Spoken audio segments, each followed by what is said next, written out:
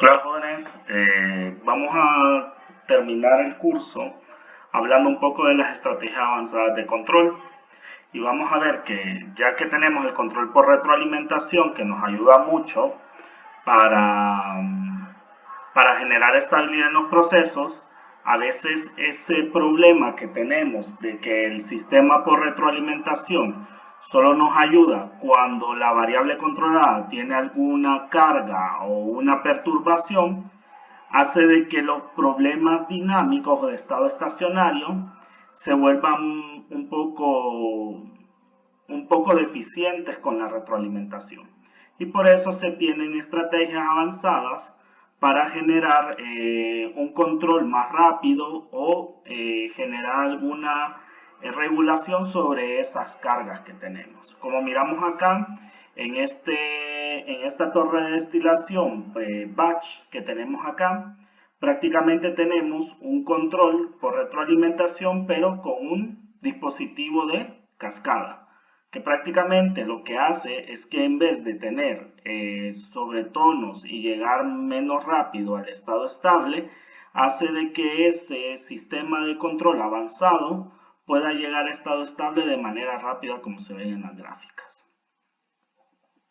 Vamos a ver las generalidades y vamos a ver que hay muchas estrategias de control, pero vamos a estudiar cuatro en esencia. Vamos a estudiar el control por razón, la prealimentación o control feed-forward, control por cascada y el control multivariables. Vamos a encontrar en las referencias que hay muchos controles también, como el control por predicción de Smith.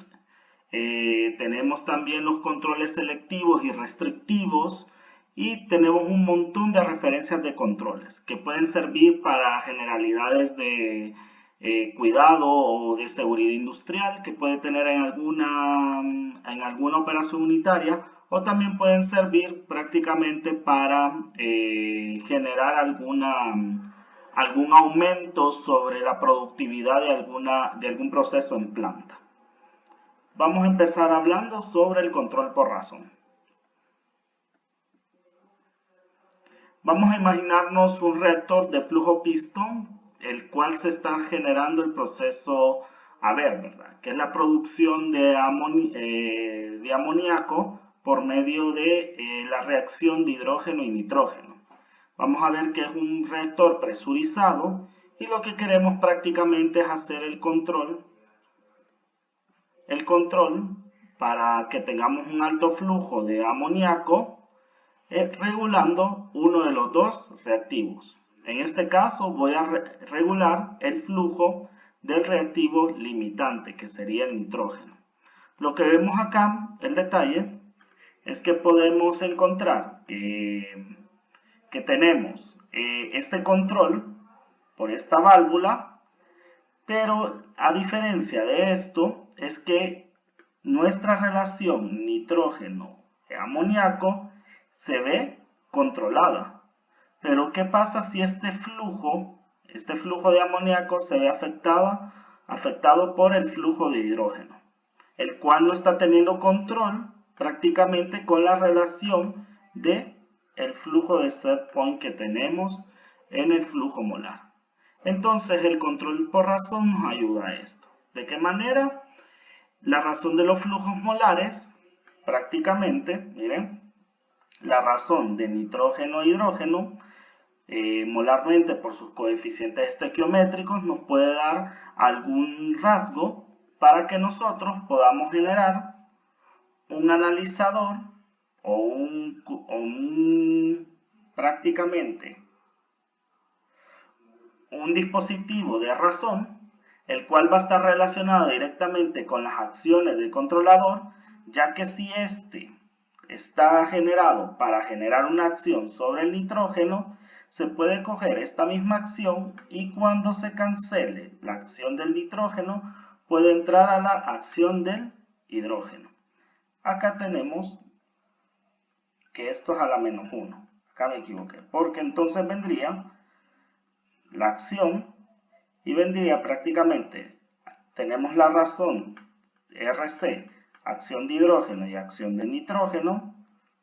Y si entra esta señal, que sería la acción de nitrógeno, cancelaría estas, dándonos prácticamente la acción para el hidrógeno, y así que un mismo controlador genere acciones para dos flujos de entrada.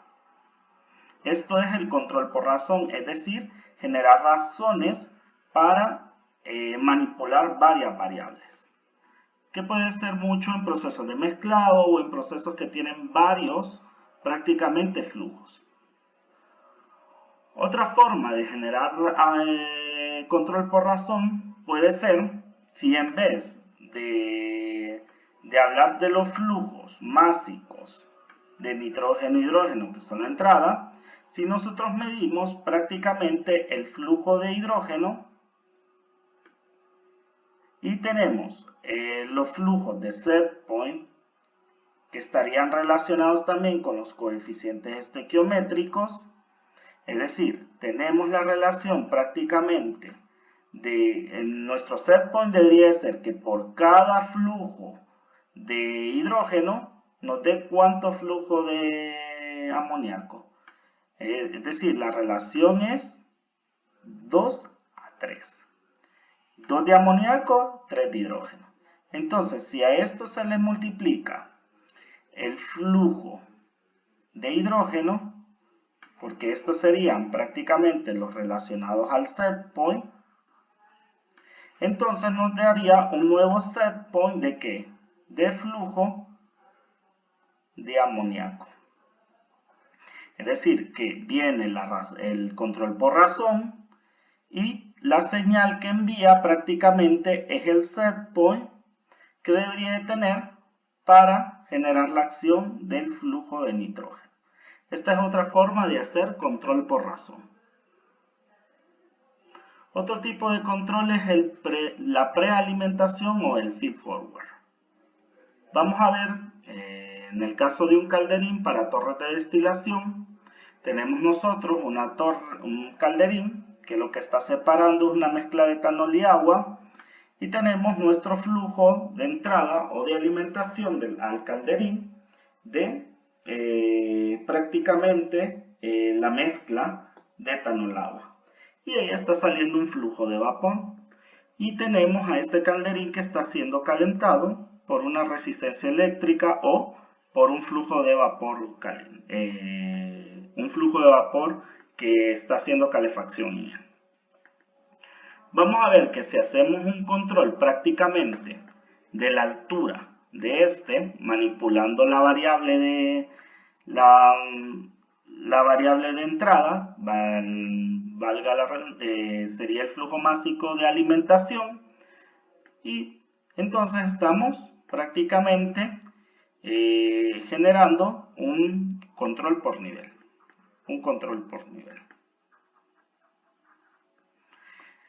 Entonces, ¿qué pasa?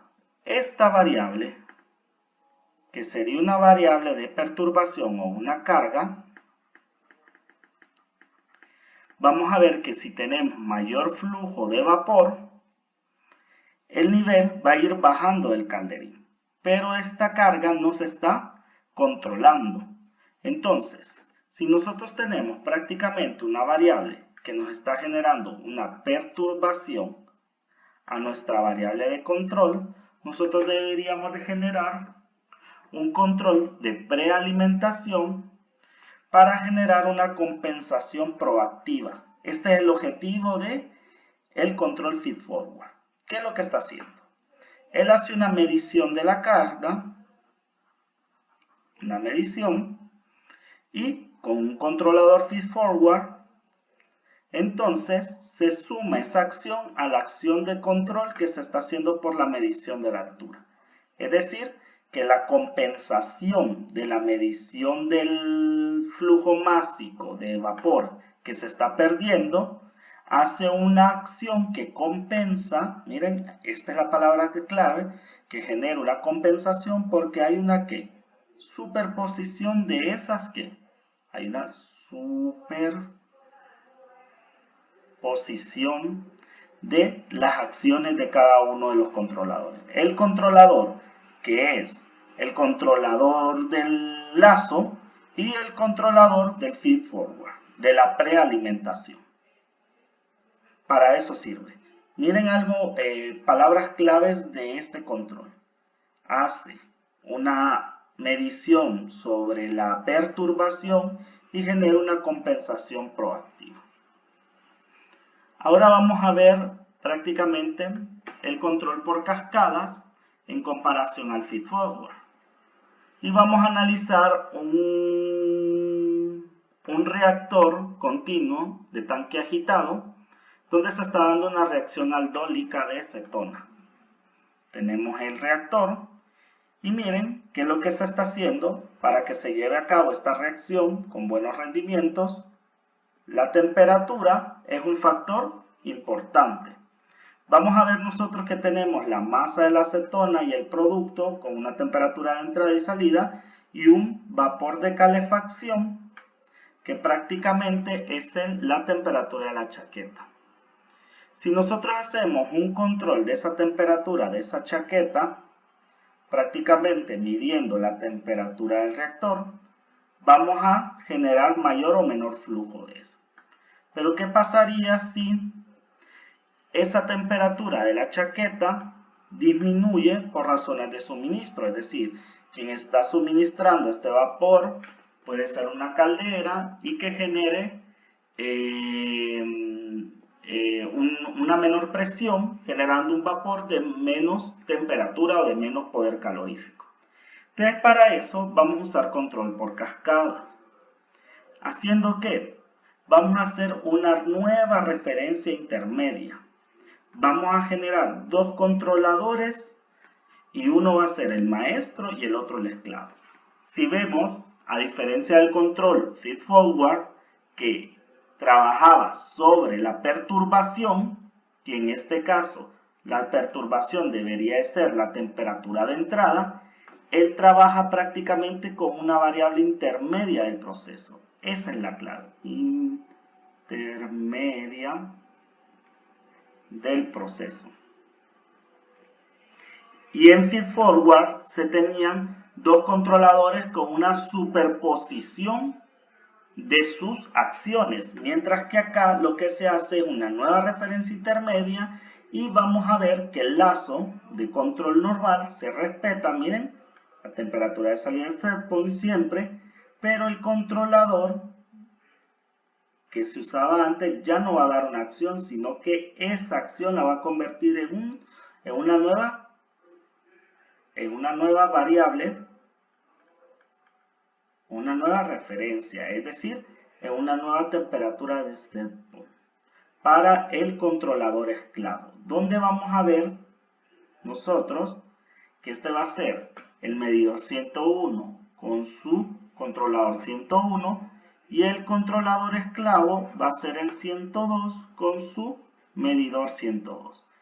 Es decir, en un control de cascadas tenemos que tener en cuenta que tenemos una nueva referencia, es decir, que la acción se convierte en un nuevo set point para un nuevo controlador que retroalimente al nuevo control de una variable intermedia.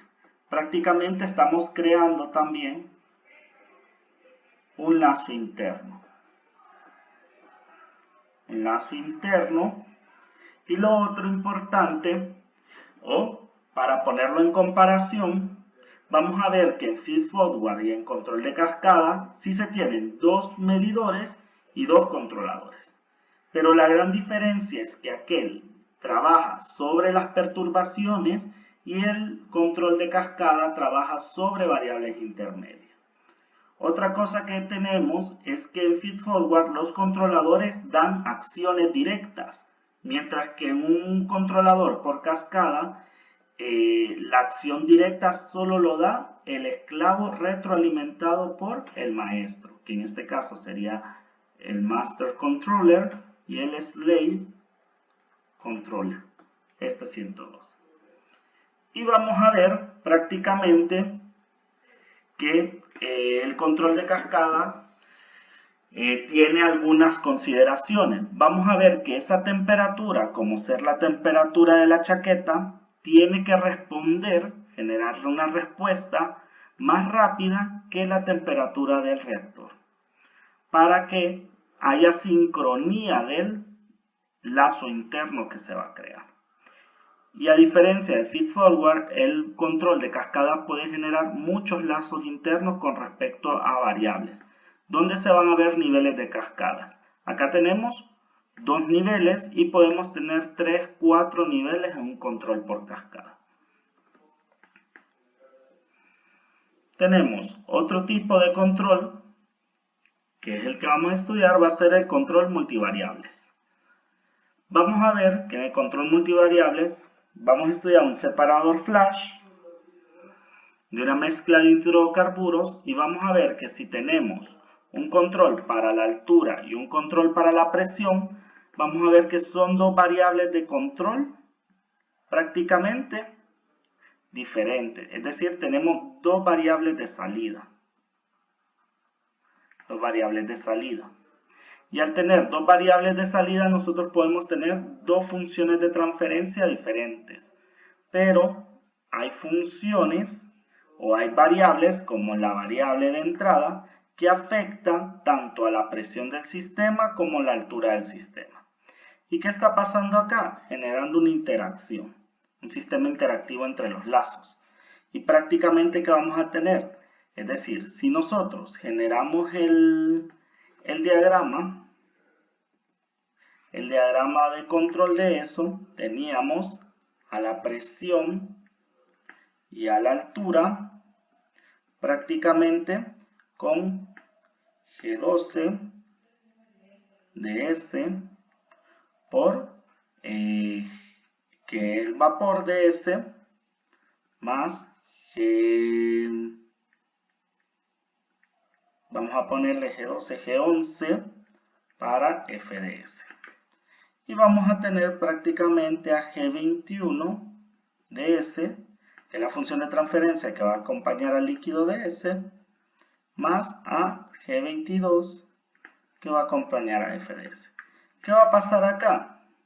Vamos a ver que F de S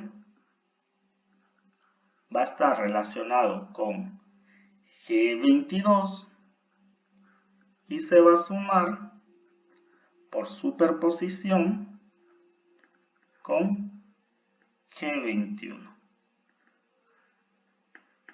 en nuestro diagrama de bloques con LS, para dar que la función de altura ahora. Pero en otra función, miren, F de S también está relacionado con G11, que va a sumarse con G12, que viene prácticamente de vapor de S, y va a generar una superposición para dar la presión. Y miramos, tenemos 2 variables de salida generando prácticamente el control multivariables. Entonces, cada uno de ellos va a tener un lazo de control, como lo vimos acá. Vamos a tener un lazo de control, el cual va a ser un lazo para la presión y un lazo para la altura. A diferencia de los controles por cascadas, el feed-forward, el control por razón, esos eran lazos internos que quedaban en la función de transferencia. Mientras que en un multilazos quedan 2 lazos separados con alguna interacción.